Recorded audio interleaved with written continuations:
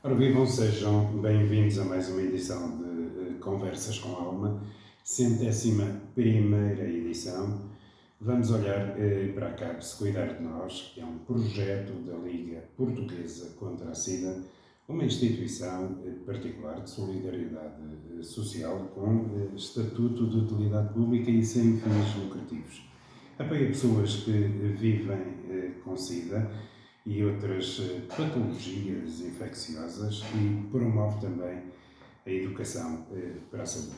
Ora bom, para ficarmos a saber mais sobre esta resposta social, convidamos para esta edição de Conversas com a Alma a psicóloga Sara Marisa Costa, que coordena a Cuidar de Nós aqui na Póvoa de Santo Adrião, mas também a psicóloga Catarina Gomes e o assistente social Bruno Almeida. Todos juntos vamos tentar fazer um retrato daquilo que se passa aqui na Póvoa de Santo Adrião, e começo por si, Sara, senhora coordenadora, como é que surge este projeto da Liga Portuguesa contra a SIDA e como é que ele acaba por ser implementado aqui na Póvoa de Santo Adrião? Bem, antes de mais agradecer-vos pela oportunidade e por estarem aqui connosco. Depois, como disse, o Cuidar de Nós surgiu em 2006 como um projeto. Hoje é uma resposta reconhecida tanto pelos nossos utentes como pelos nossos parceiros, por uma necessidade que a Liga Portuguesa contra a SIDA e a Câmara Municipal de Odivelas sentiram. É um projeto que é financiado pelo Programa Nacional para as ISTs e para o VIH, através da Direção-Geral de Saúde. Nós prestamos apoio tanto aos municípios aqui de Odivelas como aos municípios de Loures. Temos como objetivo apoiar as pessoas que vivem com alguma infecção sexualmente transmissível, não só SIDA, mas também hepatite B ou hepatite C, sífilis, VIH e ainda outras doenças infecciosas, como por exemplo a tuberculose. Ou então apoiar qualquer pessoa que esteja preocupada com esta temática, que seja familiar de algum doente, a população no geral que esteja preocupada com alguma sintomatologia. Nós disponibilizamos aqui aos utentes vários apoios. Temos o apoio social e por isso temos o Dr. Bruno Almeida, que é assistente social, temos o apoio psicológico e por isso também temos a Dra. Catarina. Também temos apoio jurídico em casos de necessidade e para além do espaço Cuidar de Nós temos outros projetos e conseguimos ainda fornecer apoio nutricional na nossa sede, porque muitas vezes há utentes que também beneficiam deste e que têm essa necessidade. Muitas vezes reencaminhamos os doentes, sempre que é necessário para qualquer uma destas vertentes. Temos um objetivo por cada projeto. O nosso projeto tem a duração de 1 ano. E normalmente temos sempre aqui um objetivo de acompanhar 250 utentes, de uma forma geral, entre os rastreios que realizamos, ou o acompanhamento social ou psicológico. E este número tem sido sempre ultrapassado, o que demonstra a importância deste projeto e a necessidade de continuar a existir. Por exemplo, no ano passado nós conseguimos acompanhar 480 utentes. Este ano o projeto terminará em julho, esta edição, e já vamos nos 350, 355 utentes, sendo que continuaremos a fazer rastreios durante os próximos 2 meses, continuaremos a atender os utentes que já estão connosco, portanto, continuaremos sempre a evoluir neste número. Pronto, como estava a dizer, nós fazemos aqui as sessões de rastreio, não é? Fazemos os rastreios a várias ISTs, temos o caso do VIH, da hepatite B ou C e da sífilis. O rastreio é uma coisa rápida para as pessoas, normalmente no espaço de 20 minutos conseguimos realizar o rastreio. As pessoas podem dirigir-se de forma autónoma aos serviços e solicitar realizar o rastreio. Se tivermos disponibilidade momentânea, o faremos, se não podemos agendar também este momento. O rastreio é feito primeiramente pela psicóloga, que faz aqui uma informação pré-teste em que percebe porque é que a pessoa está preocupada, se é apenas uma análise de rotina que quer realizar, se teve algum comportamento de risco e está preocupada nessa situação.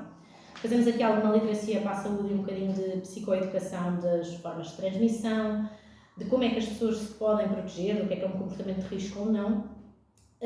Para além disso, depois temos um técnico habilitado que vem efetivamente realizar a chamada picagem no dedo para a recolha sanguínea para realizar os testes. E de seguida esperamos ali o período do teste dar o seu resultado e entretanto acabamos por ter um resultado reativo ou não reativo e aí é comunicado também pela psicóloga essa situação ao utente. Portanto, fazemos aqui a desmistificação de qualquer um dos resultados, se pode ser necessário realizar um novo teste se ainda não tiver passado ali o período compreendido para o teste poder ter um resultado fiável. Ou então, se já tiver passado esse período, se está tudo bem ou não, no sentido de haver um reativo ou não. Voltamos sempre a elucidar a pessoa aqui sobre a importância do uso do preservativo. Isto porque existe muita falta de informação sobre a prevenção nesse sentido. Há uma grande diferença entre um método contraceptivo e um método preventivo. E isto muitas vezes não é muito bem explicado às pessoas e as pessoas não têm esta informação. Um método que seja um método contraceptivo vai proteger de uma gravidez indesejada, não é? Não vai proteger de uma doença sexualmente transmissível ou de uma infecção sexualmente transmissível. E por isso nós gostamos de reforçar aqui a importância do uso do preservativo, porque é o único método de barreira mecânica para a prevenção de qualquer uma das infecções que falámos ou de outras. E nós disponibilizamos este material também aos utentes, portanto sempre que realizamos um rastreio, qualquer pessoa tem a oportunidade de levar este material preventivo, ou caso queira simplesmente dirigir-se aos nossos serviços e fazer o pedido deste material, de forma autónoma também o disponibilizamos. Muito bem. Disse-me que desenvolviam o vosso trabalho na área física dos municípios de Odivelas e de Loures. Isto não é um universo demasiado grande? É sim, efetivamente é. Temos conseguido prestar esse apoio, tentamos chegar o mais perto da população possível e por isso temos aqui também o grande apoio da nossa unidade móvel de rastreios, eles percorrem toda esta zona. Nós divulgamos nas nossas redes sociais para quem estiver sempre interessado em verificar onde é que nós vamos estar. Nós todos os dias e semanalmente divulgamos onde é que esta unidade móvel estará. Para além do nosso espaço físico, portanto, existe sempre também este apoio da unidade móvel nesse sentido. Portanto, conseguimos chegar ainda a mais pessoas, temos conseguido chegar a vários utentes e queremos conseguir chegar ainda a mais. Unidade móvel que vem mais perto do utente, numa área geográfica grande, a área dos concelhos de Loures e de Odivelas. Ora, até porque as vossas instalações aqui na Póvoa de Santo Adrião, já no que diz respeito ao município de Odivelas, ficam numa das pontas do município, portanto o acesso para muitos não é muito fácil. Se juntarmos o concelho de Loures, agravamos estas dificuldades de deslocação até aos vossos serviços. Sim, aqui o que nós também gostamos muitas vezes de elucidar é que a nível de rede de transportes, nós temos uma rede de transportes aqui perto que nos auxilia nesse sentido, portanto qualquer pessoa consegue nesse sentido facilmente identificar onde é que estamos. E como estamos aqui num parque de estacionamento de Capela, também aqui ao Pingo Doce, é fácil das pessoas identificarem o espaço.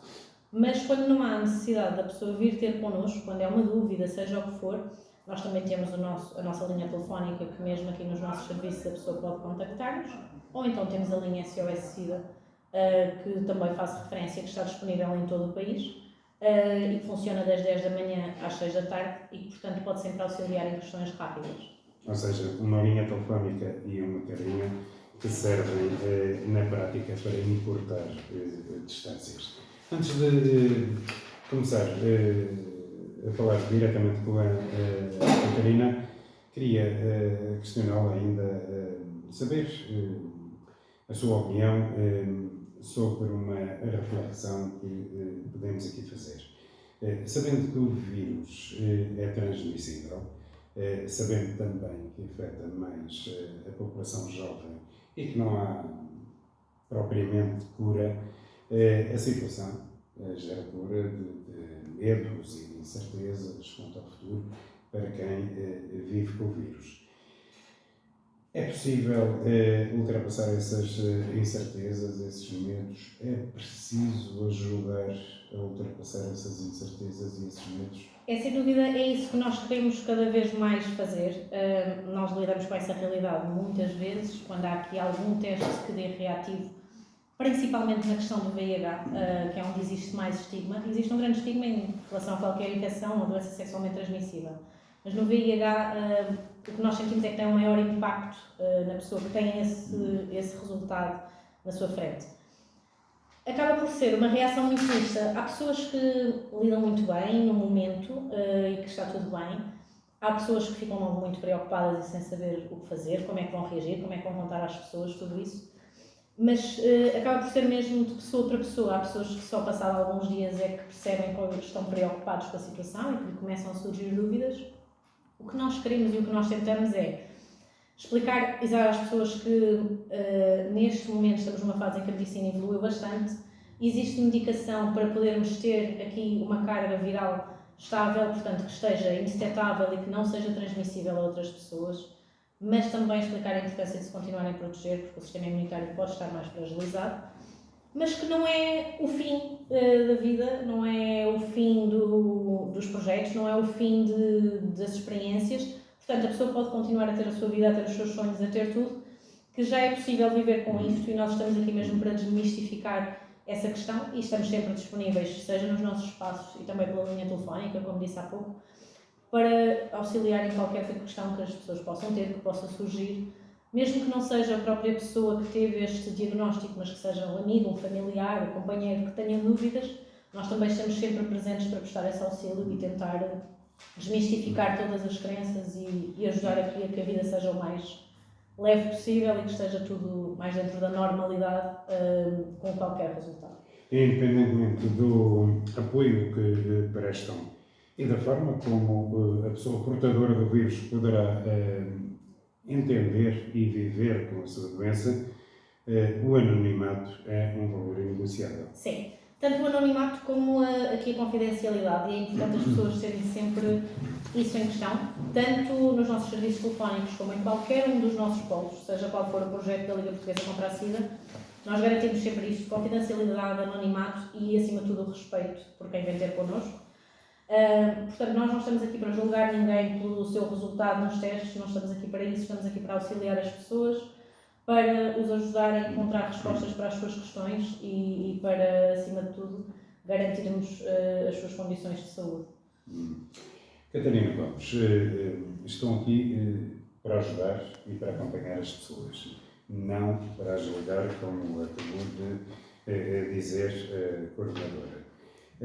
O VIH-Sida surge como um problema de saúde, inicialmente, mas é cada vez mais um problema social, quanto mais não seja pelo estigma que isso implica para a pessoa portadora do vírus, pela forma como a sociedade há olhares e há gestos que os ferem. Sim, antes de ir mais a fundo nessa questão, gostava também aqui de ressalvar a questão de o VIH e a SIDA não são a mesma coisa. O VIH é um vírus e a SIDA é a fase da doença quando o vírus não é tratado com, neste caso, com antirretrovirais. Falo desta questão porque, portanto, o vírus social gira em torno do estigma social que existe. E este estigma e este vírus vem muito do desconhecimento que as pessoas têm. Vem do desconhecimento de quais são os comportamentos de risco que têm, quais são os métodos, quais são as formas de transmissão. E, portanto, é importante também, para além destes serviços todos, e é sempre isso que nós procuramos também, consciencializar as pessoas e falar de quais são estas formas de transmissão e como as pessoas se podem proteger. Nos lugares de trabalho não há exceção, okay? Pelo que muitas vezes as pessoas não falam do seu estado de saúde, mesmo sendo por ser um direito delas, não é? E têm medo que a situação as faça perder o trabalho, ou mesmo terem dificuldade em arranjar o trabalho. E isto leva tanto a um problema social como também depois um problema financeiro. E muitos contam que ficassem o apoio da família, têm medo de perder amigos, perder as relações sociais e os relacionamentos amorosos e sexuais que têm. Portanto, muito do trabalho que nós procuramos fazer aqui, também quando vamos a ações de sensibilização e quando vamos a feiras de saúde, o nosso objetivo é sempre consciencializar para o uso do preservativo e a importância do uso do preservativo, por mais uma vez, e friso, ser o único método mecânico que existe para prevenir as infecções sexualmente transmissíveis, e porque muito deste estigma vem mesmo desse desconhecimento de como é que se pode transmitir e, mais do que isso, como não se pode transmitir. Podemos dizer que a sociedade está em pânico com aquilo que não conhece? Eu diria que o desconhecimento é sempre algo que causa simultaneamente algum medo e outras questões, pois toda a gente reage de maneira diferente ao desconhecimento. Mas sim, muito possivelmente alguma reação seja um medo pelo desconhecimento, e é por isso que é importante desmistificar e explicar, e não ter vergonha de perguntar quando não se sabe, e explicar como é que, então, quais é que são as formas de transmissão, comportamentos de risco. É possível ser portador de vírus sem se ter conhecimento disso? Sim, o vírus tem várias fases. Numa fase inicial, após existir, por exemplo, um comportamento de risco, por exemplo, uma relação sexual desprotegida, o vírus tem várias fases. Como eu disse inicialmente, a última fase é o estado de suicida, que é a fase da doença. E numa fase inicial, portanto, o VIH pode não apresentar sintomas.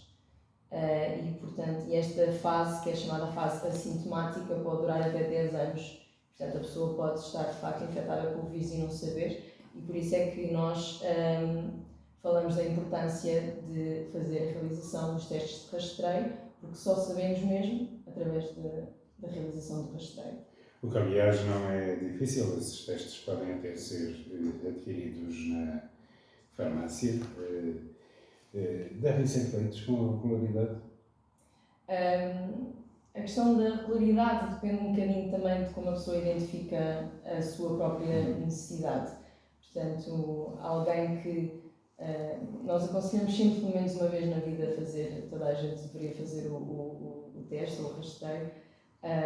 Depois, a regularidade com que a pessoa tem que fazer depende um bocadinho de como avalia a sua própria percepção de risco. Portanto, de como avalia a sua percepção de comportamentos de risco que tem, de se utiliza o preservativo, se tem outros métodos de prevenção, como por exemplo a PrEP, que é uma medicação que auxilia na prevenção de ficar infectado com o VIH. Neste caso só previne o VIH e não é um método preventivo, portanto não substitui o preservativo neste caso.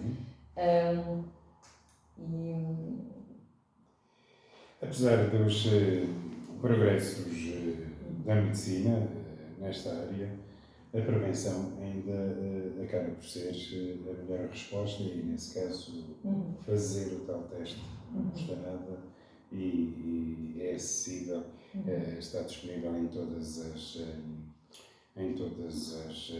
farmácias. Prevenção implica também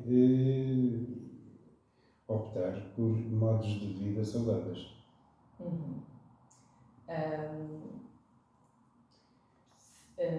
Até porque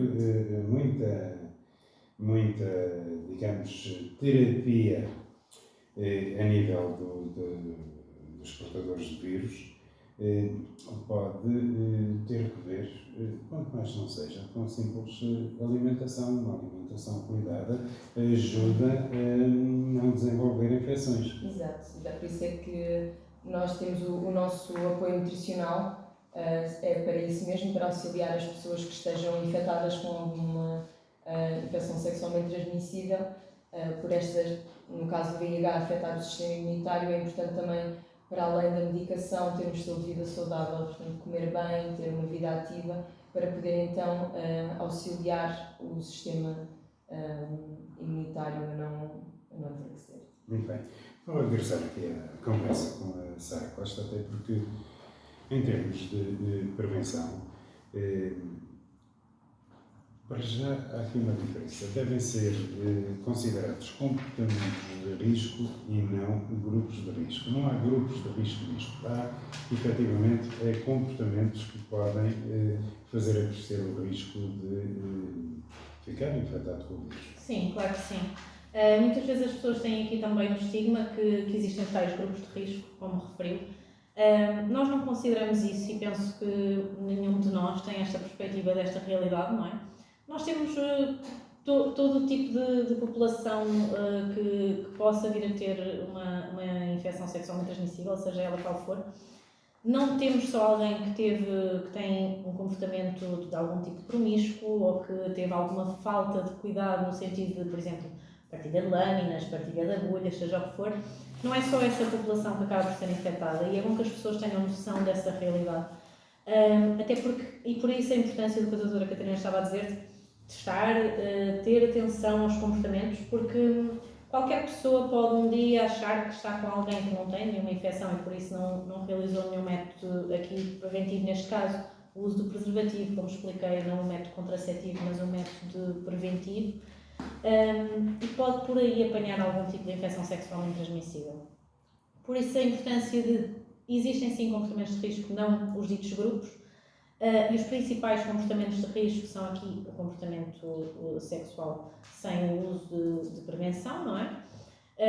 A partilha de agulhas, portanto, o que esteja principalmente em contacto com o sangue, a partilha de lâminas, portanto, tentar ao máximo evitar esse tipo de comportamentos e, caso existam esses comportamentos, fazer uma testagem, fazer um rastreio para verificar se está tudo bem e não pôr mais ninguém em possível risco. Estou aqui a lembrar-me dos profissionais de saúde que poderão ter comportamentos de risco na medida em que têm que assistir os seus pacientes, mas os profissionais de saúde, admito eu, tenho quase a certeza, são pessoas absolutamente esclarecidas a esse respeito e que tomam as devidas precauções. Sim, esperemos que sim.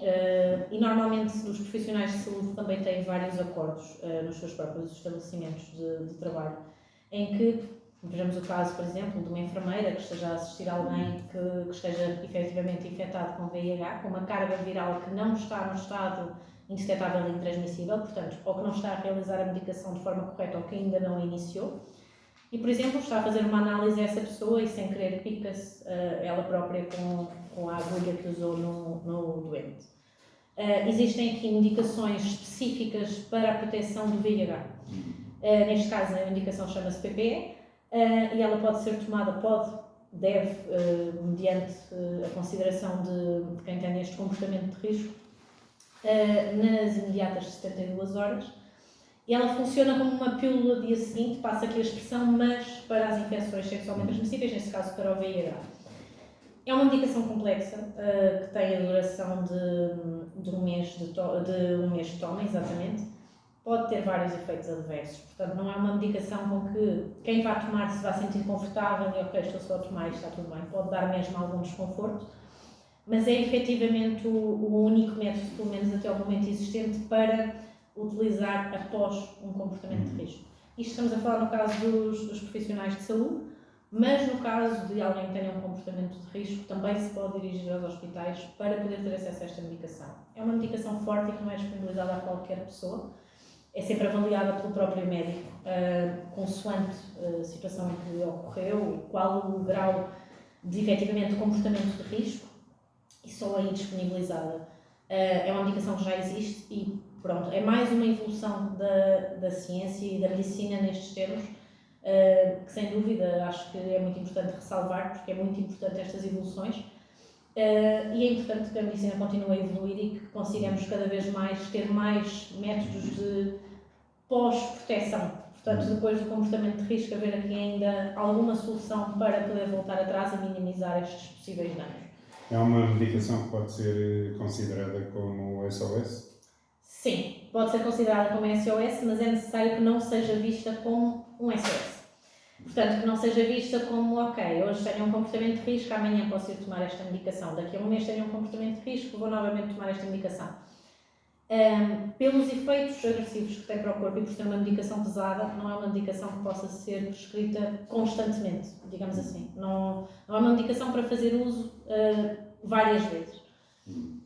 Por cá, em Portugal, temos assistido a um decréscimo de casos novos, um decréscimo de casos novos de infecção. Isto quer dizer que nos últimos anos temos caminhado no bom sentido? Eu penso que sim, e acho que é isso mesmo que os números nos mostram, que as organizações que estão no terreno, sejamos nós, sejam outras entidades que trabalham com estas infecções, estamos a fazer um bom trabalho, estamos a tentar chegar a cada vez mais pessoas, sensibilizar as pessoas para os rastreios, para as formas de transmissão.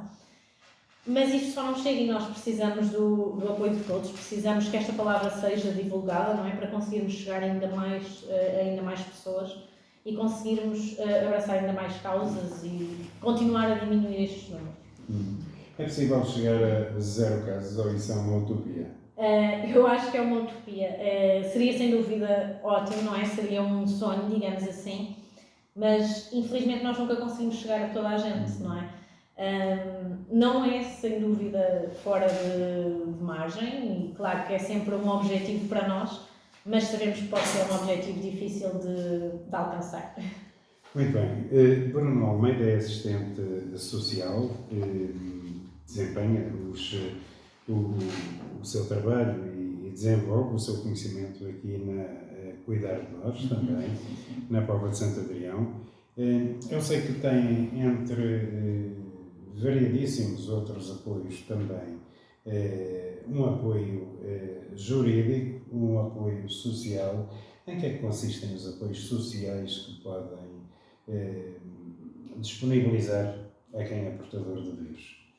Nós, o nosso espaço, aqui nós somos um centro de atendimento e acompanhamento social. E acabam depois por canalizar os utentes para os serviços. Exato. O nosso objetivo é informar, orientar estas pessoas e os seus familiares também sobre os seus direitos que tenham.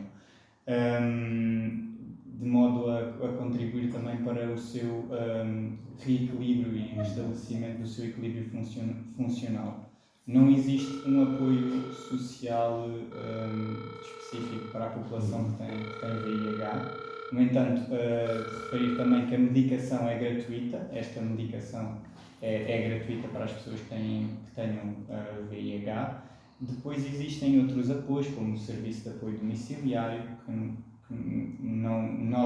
a Liga ainda não tem esse serviço, mas pretende no futuro ter esse serviço também, e residências para pessoas que vivem com VIH. Nós, aqui no nosso espaço, fazemos sempre quando uma pessoa se dirige ao nosso espaço, fazemos sempre uma triagem do problema e do motivo de procura. E depois aí encaminharemos para a resposta social ou para a resposta em que a pessoa conseguirá ver colmatada a sua necessidade. Okay? Vamos aqui exemplificar um caso prático. Souberam no meu trabalho que eu era portador do vírus, despediram, a família pôs-me fora de casa. Que respostas e apoios sociais que vocês poderão indicar a uma pessoa com estes problemas? Não podem fazer isso no seu trabalho. Despedi-lo apenas só porque descobriram que tem VIH. E é por isso é que nós temos Aí já entra a tal parte, a tal componente do apoio jurídico. O apoio jurídico, exatamente, porque isso é ilegal e não lhe podem fazer isso.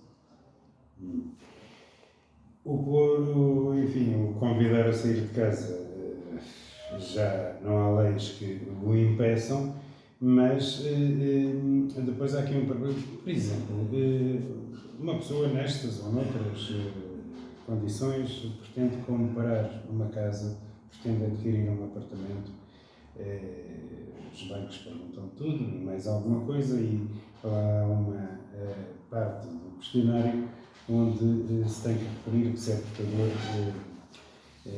do vírus. É possível é porque acontece, mas é justo que os bancos obriguem, neste caso, a pessoa a fazer um seguro de saúde bastante mais completo e, sobretudo, muito mais caro para garantirem o acesso ao crédito à habitação? Não é justo. Não é justo, de facto. Não é bem a minha área, ok? É mais do apoio jurídico, percebe? Mas isso claro que não está correto, e é por isso é que devemos continuar a lutar, nós enquanto Liga e enquanto instituição, para combater essas situações. E no que diz respeito ao apoio social, há mais gente a precisar desse apoio nos últimos tempos, face à dificuldade crescente com que vivem os portugueses em termos de rendimentos? Sim. O apoio social é de facto.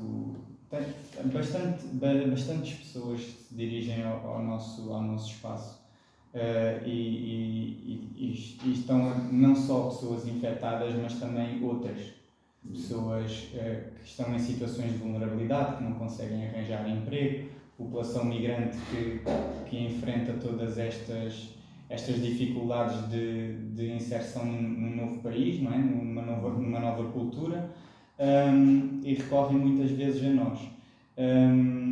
Para não falar também dos preços da habitação que dificultam não só para a população migrante, mas ainda mais, sobretudo para a população migrante, o acesso à habitação, o acesso aos serviços de saúde, e é para isso que nós estamos cá também. Eu não diria dificultam, enfim, empregaria o termo impossibilita, que é capaz de estar mais perto da realidade. Sara, no ano passado, pronto, não é uma área vossa, mas tudo junto contribui para o tal progresso que faz diminuir o número de casos novos. No ano passado assinalaram-se os 30 anos do programa de troca de seringas. É um programa que também contribui para estes resultados positivos no que diz respeito à doença. Sim, claro que sim. Foi uma data marcante e memorável, não é? Em que a professora Odete Ferreira impulsionou este programa e foi sem dúvida muito visionária nessa situação. Pensou muito à frente do que é que poderia ser aqui uma solução e um auxílio na diminuição destes casos. E nós precisamos que este tipo de projetos continuem a existir. Nós gostávamos, e é um dos nossos objetivos também, é que possa existir aqui um programa semelhante, mas relativamente à PrEP, que é a tal medicação preventiva, okay? Que pode-se tomar esta medicação antes de ter um comportamento de risco para evitar aqui uma infecção. Nós gostávamos que houvesse algo semelhante neste sentido por parte das organizações de base comunitária, para que os hospitais também não fossem sobrelotados com esta questão. Mas são sem dúvida sugestões e ideias que nós deixamos e que esperamos um dia alcançar. Muito bem. Disse-me há pouco em off que já tiveram aqui a funcionar grupos de autoajuda. Os resultados não foram brilhantes, porque as pessoas não participavam. Porquê é que as pessoas não participavam? Há aqui alguma vergonha? Eu agora estou aqui com eles, depois vêm na rua, sabem que eu também sou portador do vírus. Falta de confiança no anonimato. O que é que há aqui? Porquê é que não funcionaram? Eu acho que é um bocadinho de tudo. Como eu disse, nós já tivemos estes grupos de autoajuda, não tiveram tanto sucesso como nós esperávamos, porque infelizmente existe muito este estigma, o receio de depois vão saber quem é que eu sou, vão ver-me, vão conhecer-me, eu vou ter que dizer àquelas pessoas, vou ter que dar a cara, não é? Portanto, tudo isto acaba por tornar depois aqui a bolha de vergonha, medo de rejeição social, medo de ser rejeitado pelos outros. Portanto, estes grupos de autoajuda sem dúvida são muito importantes, para que a pessoa também não sinta que é a única que está nesta situação, conseguir falar com mais pessoas que estão a vivenciar o mesmo, ter a percepção daquelas pessoas. Trocar experiências, Exatamente. Mas ao mesmo tempo também entendemos que é difícil, ok, então agora como é que eu vou lidar com isto? Como é que eu vou dar a cara a isto? Por isso, a forma como nós tentamos aqui combater esta situação, combater entre aspas, mas auxiliar a população nessa situação é com o apoio psicológico que prestamos e de forma individual. E embora muitas vezes também se sinta aqui um bocadinho o receio de mas agora vou falar com a psicóloga, vou falar com alguém sobre este problema, também existe esse estigma, mas eu acho que um bocadinho menor, porque, ok, já só tenho que dar a cara àquela pessoa. Já só tenho que falar com aquela pessoa, não tenho que estar ali num grupo de várias pessoas a dizer e identificar-me como sou. Portanto, tentamos um bocadinho combater por aí, porque também não queremos que estas pessoas estejam sozinhas, muito menos nas suas dúvidas, nas suas angústias. Portanto, consideramos que o apoio psicológico também é fundamental nessa vertente. É importante dar o passo no sentido de considerar: eu tenho uma doença, não cometi crime nenhum. Sim, sem dúvida. E eu tenho uma doença e ela não se pega assim por estar ao meu lado, não é? E tentar quebrar este estigma, porque muitas vezes estas pessoas acabam por ficar muitas vezes sozinhas, não é? Porque ninguém quer estar perto, ninguém quer relacionar-se. e não há problema nenhum em estar sentado à mesa com uma pessoa que tenha VIH ou qualquer outro vírus. Não se transmite assim. No vosso trabalho conta com voluntários? Sim, nós contamos como voluntários, na verdade todos nós também aqui somos voluntários da Liga. Os nossos voluntários podem sempre auxiliar-nos em feiras, em eventos, em tudo o que seja, tudo o que estejam disponíveis, nós aceitamos ajuda. Estamos sempre a aceitar mais voluntários, todas as pessoas que estejam interessadas podem ou dirigir-se diretamente aos nossos serviços e perguntar como é que o podem fazer, ou podem também contactar-nos telefonicamente para falarmos sobre isso. Nós temos ainda outras formas de auxílio que a Liga agradece sempre. Sendo voluntário. E agora vem uma altura boa com a entrega. É isso mesmo. As pessoas podem Nós apoiar sim. com uma consignação Sim. favor. E aproveito para deixar esse apelo à consignação do IRS. O nosso NIF é o 502 665 548. Portanto, não tem qualquer custo para as pessoas e nós auxiliamos bastante. Ou então, quando são sócios, qualquer pessoa pode ser sócio, não é? Contribuindo aqui com uma pequena verba financeira, dá cerca de entre 30 a 35 euros por ano, dá mais ou menos 3 euros por mês o valor da nossa cota de sócios. Portanto, é um valor pequenino, mas para nós faz muita diferença e para os nossos utentes para podermos prestar ainda mais apoio. Se não, também temos sempre formas de apoio que aceitamos que não têm qualquer custo, como seguirem as nossas redes sociais. Nós temos um Facebook que é a Liga Portuguesa contra a SIDA e também temos a nossa página no Instagram que é a Liga contra a SIDA. Portanto, em qualquer um deles vão sempre encontrar informações sobre nós, onde é que vamos estar, os nossos projetos e aí também podem sempre apoiar-nos sem qualquer valor financeiro. São formas das pessoas se poderem dirigir a vós para apoiar, mas também para receber ajuda. Sim, claro, para ambos os sentidos. Seja para receber ajuda, seja para questões pontuais, para realizar um rastreio, ou também se quiserem ajudar-nos. Portanto, de ambos os sentidos. Queria finalizar com uma questão que me parece também de demasiada importância. O vosso projeto é avaliado anualmente, ou seja, todos os anos têm que pedir a reavaliação das condições que têm para trabalhar. Isto impede-vos de programar o que quer que seja a longo prazo. Sim, impede-nos e cria aqui também alguns constrangimentos, neste caso, aos utentes. Nós tentamos sempre não transmitir isto para os nossos utentes, não é? Porque não queremos também transmitir-lhes essa incerteza e essa preocupação acrescida às preocupações pessoais que já têm. Mas é sem dúvida uma questão que nos preocupa muito a nós, cuidar de nós e à Liga, porque é uma questão que não vemos ultrapassada. Há mais de 20 anos que continuamos na mesma, todos os anos renovamos, mas todos os anos temos que nos candidatar ao projeto e todos os anos, na altura de julho, temos esta incerteza de o que é que vai acontecer a seguir. Infelizmente é uma barreira que se põe, mas é uma barreira com que vamos conseguir continuar a lutar e não será isso que nos fará ter menos vontade de cá estar, nem que nos fará menos querer ajudar os nossos utentes a estarmos aqui disponíveis. Faria sentido cuidar de nós em Louros e dividir os municípios de modo a poderem prestar mais atenção a cada um deles? Sim, claro que sim. O nosso objetivo também seria avançar aqui com a questão do apoio domiciliário, como o Dr. Bruno falou, para podermos estar ainda mais perto dos nossos utentes, podermos também aqui deixar os hospitais mais desafogados, porque conseguiríamos dar esse apoio também aos hospitais que, como sabemos, estão extremamente sobrecarregados. Mas acho que o Dr. Bruno nos pode auxiliar melhor ainda com essa questão. Muito bem, esse apoio domiciliário, o que é que precisa, que pernas é que precisa para começar a andar? Financiamento. Mas eu queria também, não falando no apoio domiciliário, um dos objetivos também da Liga, e existem conversações para isso, é nós termos um gabinete como este, só que em Loures, para estarmos mais perto da população de Loures, ok? E existe estas conversações com a Câmara, estamos a aguardar que eles arranjem um espaço para que nós possamos desenvolver um trabalho como este, só que em Loures.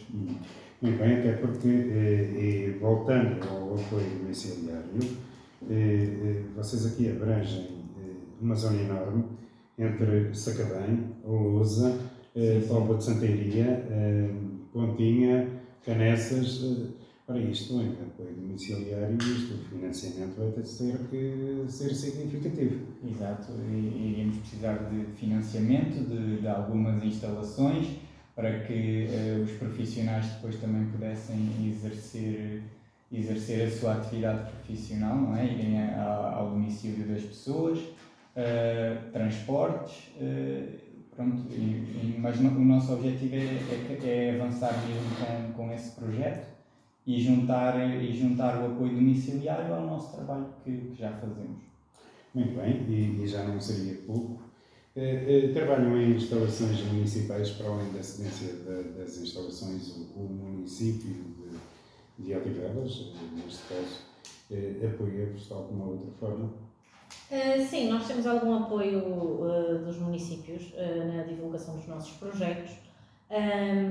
Neste momento também não solicitamos apoio em muitas mais coisas, porque temos conseguido, dentro das nossas possibilidades e principalmente com a Liga e com os outros projetos da Liga, chegar às nossas necessidades, mas acredito que se necessitarmos de algo também teremos o apoio tanto das câmaras como das juntas.